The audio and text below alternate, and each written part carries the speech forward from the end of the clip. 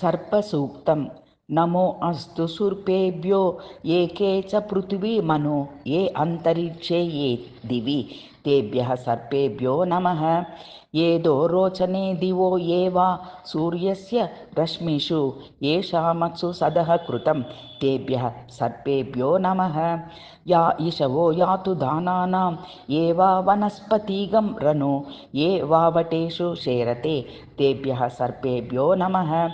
इदगं सर्पेभ्यो हविरस्तु जुष्टम् आशेषा येषा मनयन्ति चेतः ये अन्तरिक्षं पृथ्वीं क्षियन्ति ते न सर्पासो हवमागामिष्टाः।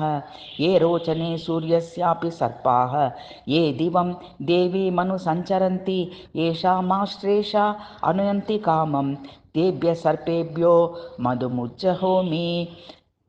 निदृश्वैरसमायुतैः कालैर्हरित्वमापन्नैः इन्द्राया हि सहस्रयुक् अग्निर्बिभ्राष्टिवसनः वायुश्वेतसिकदृकः संवत्सरो विष्णुवर्णैः नित्यास्तेऽनुचरास्तव सुब्रह्मण्योगं सुब्रह्मण्योगं ॐ शान्ति शान्ति शान्तिः।